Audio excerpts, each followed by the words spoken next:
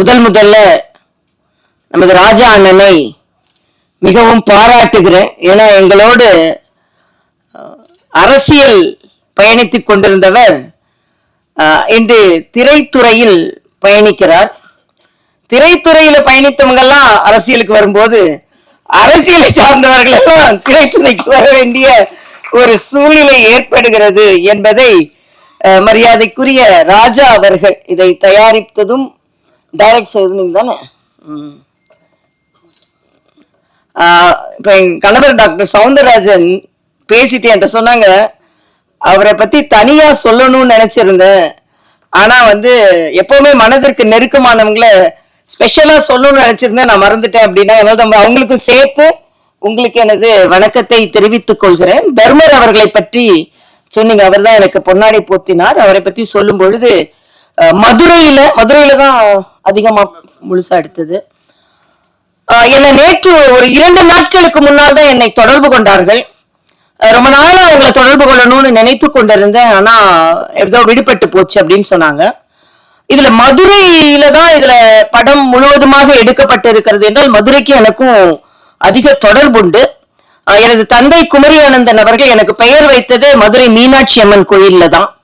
அதுலயும் என்னன்னா சாக்லேட் கொடுக்க கூடாதுன்றதுக்காக மா பலா வாழை முக்கனியையும் வெட்டி ஒரு பாத்திரத்துல போட்டு அதுல தேன் கலந்து கொடுத்தாங்க. அது அப்படி ஏன்னா சாக்லேட் கொடுக்க கூடாது, ஏன்னா எங்க அப்பா எல்லாரோட விதேசி இல்ல சுதேசியா தான் எல்லாரும் இருக்கணும் அப்படின்னு அடிக்கடி சொல்றதுனால மதுரைக்குள்ள எடுத்த படம் என்பதனால் எப்படியோ நான் இணைந்து கொண்டேன் என்று நான் நினைக்கிறேன். அதே மாதிரி இந்த நிகழ்ச்சிக்கு தம்பி பேர் என்னப்பா? குரு விஜய். விஜய்னாலே திரைப்படத்துறையில வெற்றி பெற முடியும். அதனால குரு விஜய் நிச்சயமாக வெற்றி பெறுவார். அவருக்கு எனது வாழ்த்துக்களை தெரிவித்துக் கொள்கிறேன். ஏன்னா ஒரு இளைய வயது ஹீரோ, அவர் அறிமுகமாகி இருக்கிறார், அவருக்கு எனது வணக்கம். அதே மாதிரி இங்கே சகோதரி சுமதி அவர்கள், அவங்க எல்லாம் நடிச்சிருக்காங்கன்னு எனக்கு தெரியவே தெரியாது. தர்ஷினி அவர்கள், வாசு அவர்கள், அதே மாதிரி ராஜா முகமது அவர்கள், வர்ஷா அவர்கள், கமலக்கண்ணன் அவர்கள், ரவி அவர்கள், எண்ணூர் ரவி அவர்கள், கேமராமேன் வாசு அவர்கள், 5 ஸ்டார் கதிரேசன் அவர்கள், பாலாஜி அவர்கள் மற்றும் அனைவரும் ஏறக்குறைய எனக்கு யாரெல்லாம் பேர் சொன்னாங்களோ அவங்களெல்லாம் மனதில் வைத்துக் கொண்டு ராஜா முகமது அவர்கள் தான் எடிட்டர்னு கேள்விப்பட்டேன். எல்லாவற்றிற்கும் எல்லாம் இங்க நிறைய ராஜா இருக்காங்க. அண்ணன் ராஜா, ப்ரொடியூசர் ராஜா, டைரக்டர் ராஜா, ராஜா முகமது, சவுண்ட் இன்ஜினியர் ராஜா, சவுந்தர் ராஜா, அதை மறக்க கூடாதுல்ல நானு. அதனால எல்லாரும் இங்கே அமர்ந்திருப்பதற்கு எனக்கு நன்றி. உண்மையிலேயே எனக்கு இங்க கமலக்கண்ணன் அவர்கள் பேசும்போது ஒன்னு சொன்னீங்க. பிஆர் ராஜா, நன்றி. அப்ப கமலக்கண்ணன் அவர்கள் சொன்னாங்க, அனுபவ ரீதியா அவர் சொன்னதுன்னு நினைக்கிறேன், விளம்பரம் செய்யுங்கள். எவ்வளவுதான் எங்க அப்பா அடிக்கடி சொல்லுவாங்க, கல்லு உட்கார்ந்த இடத்துல வித்துறது, மோரை குவி தான் விற்கணும் அப்படின்னு. ஆக மோர் இப்ப அதுவும் நம்ம டாஸ்மாக் பத்தி இப்ப கேட்கவே வேண்டாம், உட்கார்ந்த இடத்துல விற்கிது. இனிமே ஆன்லைன்ல வர வரப்போகுதான். ஆனா அதிக விளம்பரம் வரணும்ன்றதுக்கு ஒரு சின்ன கதை நான் சொல்லுவேன். ஒரு விவசாயி இருந்தார், அவருக்கு ரொம்ப வறுமையில வாடிக்கொண்டிருந்தார். இந்த நிலத்தை எப்படியாவது வித்தாதான் நம்ம பொழைக்க முடியும்னு ஒரு சூழ்நிலையில வந்தார். ஒரு விளம்பரம் எழுதுற நம்ம பத்திரிகை தம்பிங்கெல்லாம் இங்க நிறைய பேர் வந்திருக்கீங்க, விளம்பரதாரர்களும் நிறைய இருப்பீங்க. ஆக விளம்பரம் எழுதுவதற்கு கூப்பிட்டு ஒரு விளம்பரம் எழுதி கொடுத்தம்பி, இந்த நிலத்தை விற்கிறவன் என்னால பொழைக்கவே முடியாது போல இருக்கு அப்படின்னு சொல்லுவார். உடனே விளம்பரம் எழுதுவார் அந்த தம்பி. ரொம்ப விளம்பரம் எழுதுறதுல ரொம்ப பிரபலமானவர். அதனால என்ன எழுதுவார்னா, ஒரு காணி நிலம் இருக்கிறது, இந்த நிலம் ரயில்வே ஸ்டேஷனுக்கு பக்கத்தில் இருக்கிறது. ரயில்வே ஸ்டேஷன் பக்கம் எப்படியும் ஒரு 50 கிலோமீட்டர் இருக்கும், அதான் ரயில்வே ஸ்டேஷன் பக்கம். அது பக்கத்துல ஒரு ஸ்கூல் இருக்குன்னு எழுதுறது, அது எப்படி 25 கிலோமீட்டர் இருக்கும். பக்கத்துல ஸ்கூல் இருக்கு, பக்கத்துல மார்க்கெட் இருக்கு, ஈசான மூலையில ஒரு கிணறு இருக்கு, ஒரு 2 நல்ல மாமரம் இருக்கு, நல்ல மாம்பழம் பழுக்கக்கூடிய மாமரம் இருக்கு, ஒரு தென்னை மரம் இருக்கு, 2 கொய்யா மரம் இருக்கு. ஆக இப்படிப்பட்ட நிலம் விற்பனைக்கு அப்படின்னு சொல்லி எழுதிட்டு அதை அந்த விவசாயிட்ட காண்பிச்சுட்டு, இந்த கட்டணம் கொடுங்கய்யா அப்படின்னு கேட்பார். அந்த விளம்பரத்தை படிச்சுட்டு அந்த விவசாயி சொல்வார், நான் இந்த நிலத்தை விற்க போறது இல்லை அப்படிம்பார். உடனே இந்த விளம்பரம் எழுதின தம்பிக்கு கோபம் வரும்.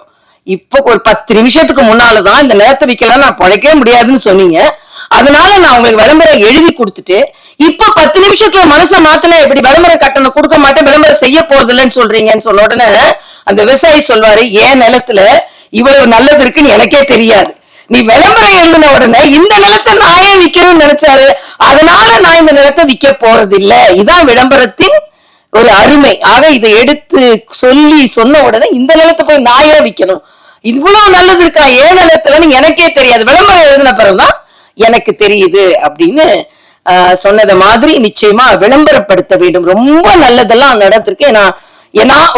நானும் ஹஸ்பண்டும் என்ன சென்ஸ் பண்றோம்னா இது ஒரு மெடிக்கல் சப்ஜெக்ட், அதனாலதான் டாக்டர் சவுந்தரராஜன் எங்கேயுமே வரமாட்டாங்க, அவங்களுக்கு பேஷன்ஸ் தான் முக்கியம். ஆனா நெடுநாள் கழித்து இங்கே வந்திருக்காங்கன்னா அது அண்ணன் ராஜாக்காகவும் டைரக்டர் தயாரிப்பாளர் ராஜாக்காகவும் 2 ராஜாக்காகவும் அந்த ராஜா வந்தாருன்னு நான் சொல்லுவேன். ஏன்னா அவங்க சாதாரணமா பேஷண்ட்ஸ பாக்குறதுலதான் அவங்க அதிக கவனம் செலுத்துவாங்க. அதுவும் நான் அடிக்கடி சொல்றேன், கிட்னிஸ் எல்லாம் வந்து ரொம்ப ஆரவாரம் இல்லாத, இப்ப எனக்கு நேர் ஆப்போசிட் டாக்டர், ஹார்ட்ல படப்படப்படன்னு அடிச்சுக்கிட்டு இருக்கோம், கிட்னி அமைதியா வேலை செஞ்சிட்டு இருக்கோம். அது மாதிரி அமைதியாக பல நோயாளிகளை காப்பாற்றியவர்கள் அவர்கள். அதனால இங்க அவர் இந்த ராஜா அவர்கள் 2 ராஜா வர்றதுனால இங்க வரணும்னு நான் நினைச்சேன். ஆனா அது மெடிக்கல் சப்ஜெக்ட் உடனே அவங்களுக்கும் மகிழ்ச்சி எனக்கும் மகிழ்ச்சி. ஏன்னா நான் அடிக்கடி ஒன்று சொல்வது உண்டு, டிமானிட்டைசேஷன் அவங்க நம்ம பிரதமர் அவர்கள் அறிமுகப்படுத்தினாங்க. உடனே சில அரசியல்வாதிகள் அண்ணன் சீமான்ட்ட கேட்டாங்க, இதெல்லாம் இப்படி எல்லாம் எனக்கு சாப்பிட கூட காசு இல்லை, இப்படி எல்லாம் பண்ணா எப்படி அப்படின்னு. அண்ணன் திருமாவளவன் கேட்கும்போது இதெல்லாம் எப்படி, நாளைக்கு கூட எனக்கு சாப்பிடறதுக்கு காசு இல்லை, நான் என்ன பண்ண போறேன் அப்படின்னு நிறைய கருத்துக்கள் சொல்லியிருந்தாங்க. என்கிட்ட வந்து கேட்டாங்க. ஆனா நான் சொன்னேன் எனக்கு ஒண்ணும் பிரச்சனை இல்லையே அப்படின்னு. உங்களுக்கு பிரச்சனை இல்லையா, உங்களுக்கு முதல்ல தெரியுமா அப்படின்னாங்க. நான் உங்களுக்கு எல்லாத்தையும் 8ஆம் தேதி தெரிய மாதிரி தான் எங்களுக்கும் தெரியும். ஆனா என்னன்னா என்னோட கோட்டும் ஒயிட்டு என் நோட்டும் ஒயிட்டு, அதனால எனக்கு பிரச்சனையே இல்லை, எனக்கு எங்க டாக்டர் பிரச்சனை, எங்க இருக்கிற கொஞ்சம் நெஞ்ச காசும் நாங்க ஒயிட் கோட்ல சம்பாதிச்சதுன்னு. அதே மாதிரிதான் ராஜா அவர்கள் இங்க வந்து பணத்தை போட்டிருக்கிறாரு, அவரும் ஒயிட் கோட்ல சம்பாதிச்ச ஒயிட் நோட்டு. அதனால எல்லாரும் படத்தை அவர் கமலக்கண்ணன் அவர்கள் சொன்னத மாதிரி முழுவதுமாக தியேட்டர்ல போய் உட்கார்ந்து பார்க்க வேண்டும், செல்லுல பார்த்துட்டு சென்று விடாதீர்கள் என்பது எனது கோரிக்கையாகவும் இருக்கிறது. இன்னும் சொல்ல போனா இதுல வந்து மருத்துவத்துறையில நான் பெருமையா இந்த இடத்திற்கு வந்து நின்று சொல்கிறேன். கரோனா காலத்துல பிபிஇ கிட் போட்டு நான் தான் முதல்ல போனேன்னு அன்றைய முதல்வர்லாம் சொல்லி கொண்டு இருந்தாங்க. இல்ல, முதலில் நிர்வாகத்தில் இருந்து மருத்துவர்களுக்கு உதவி செய்ய வேண்டும் என்று பாதுகாப்பு அதிகாரிகள் அனைவரும் வேண்டாம் என்று சொன்ன பின்பும் பிபிஇ கிட் போட்டு அங்கே மருத்துவமனைக்கு நுழைந்த முதல் நிர்வாகத்தை சார்ந்தவன் நான் என்று நான் உங்களோடு பெருமையாக தெரிவித்துக் கொள்கிறேன். ஏன்னா கரோனா நேரம் அவ்வளவு கொடுமையான காலமாக இருந்தது. தெலுங்கானால ஒரே நேரத்தில் 30 மருத்துவர்கள் பாதிக்கப்பட்டார்கள். டாக்டர் ஸ்ட்ரைக் பண்றாங்க, நாங்க ஏன் பாதிக்கப்பட வேண்டும் என்று. அப்பொழுது மருத்துவர்கள் ஸ்ட்ரைக் பண்ணா நோயாளிகள் எல்லாம் பாதிக்கப்படுவார்கள், அவர்களுக்கு தைரியம் சொல்லணும்ன்றதுக்காக நான் பிபிஇ கிட் போட்டு எனது பாதுகாப்பு அதிகாரிகள் மறுத்த பின்பும் நான் அங்கே சென்றேன். இதுல மரியாதைக்குரிய பாரத பிரதமர் அவர்களை நான் சொல்லியே ஆக வேண்டும். பிபிஇ கிட் சைனால இருந்து அந்த பிபிஇ கிட்னாலதான் 30 டாக்டர்களுக்கு வந்தது.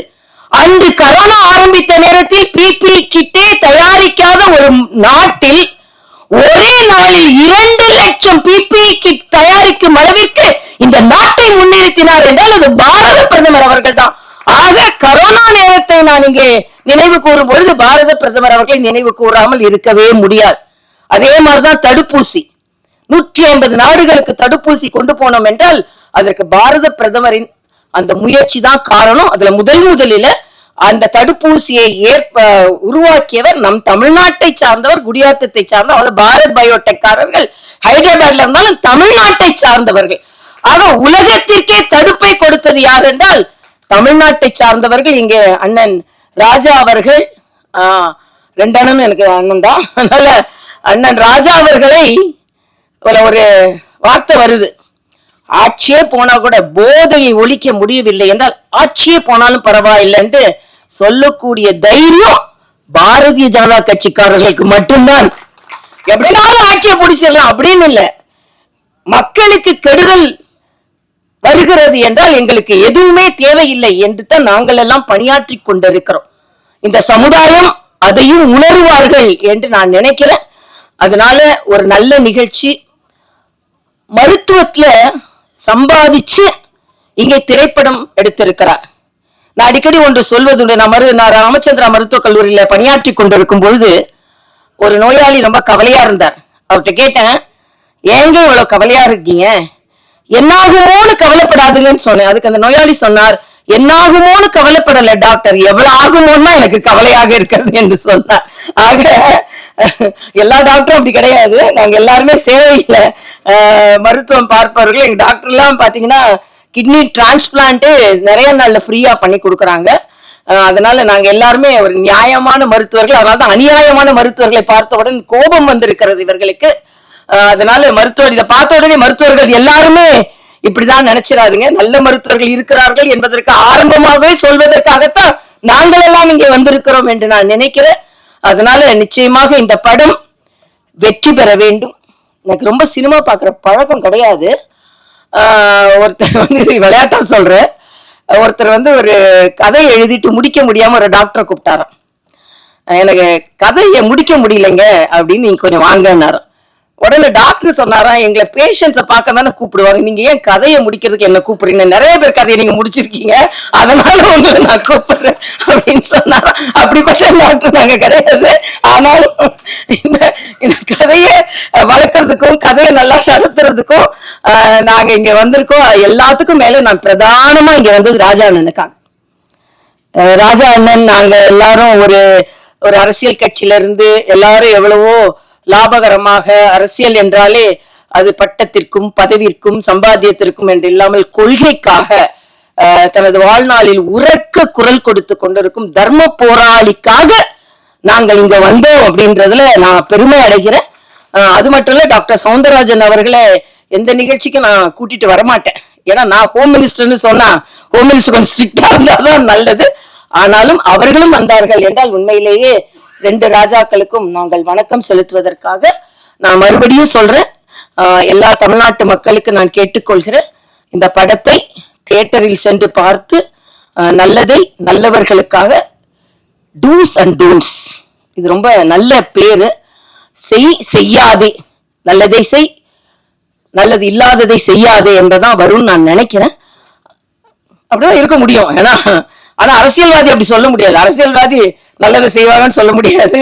இல்ல செய் அப்படின்னா எதையோ செய்யாதேனா நல்லதை செய்யாதே அப்படின்னு கூட அரசியல்ல இருக்கவங்களை எடுத்துக்கொள்ளலாம். ஆனாலும் ஒரு நல்ல திரைப்படத்தை பார்த்ததில் என் அப்பா அடிக்கடி ஒன்று சொல்லுவாங்க, ஒரு சின்ன ஜோக் மாதிரி சொல்லுவாங்க. இந்த கலப்படம் சொன்னாங்க, அதுல நான் டயலாக பார்த்து தெரிஞ்சு கொண்டேன். ஏதோ ஒரு மருந்துகளை எல்லாம் அவங்க வியாபாரம் செய்கிறார்கள் என்று.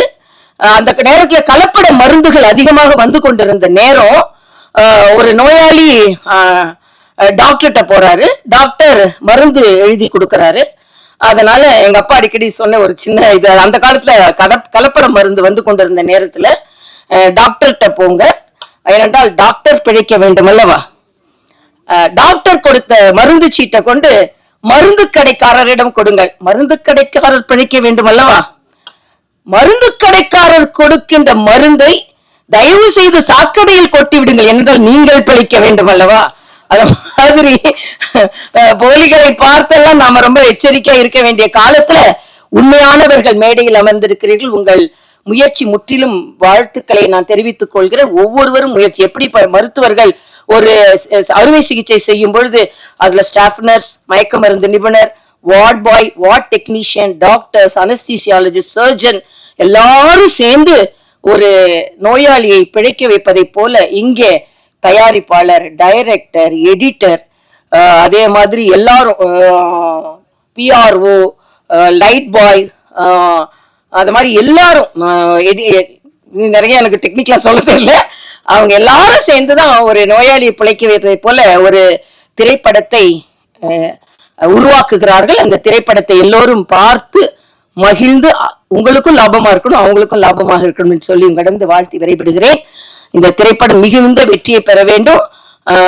சோதி அவர்கள் சொல்லும்போது சொன்னாங்க, எல்லாரும் நம்ம வெற்றி விழால வருவோம் என்று இந்த திரைப்படம் வெற்றி விழாவை கொண்டாட வேண்டும் என்று வாழ்த்தி விடைபெறுகிறேன். நன்றி, வணக்கம்.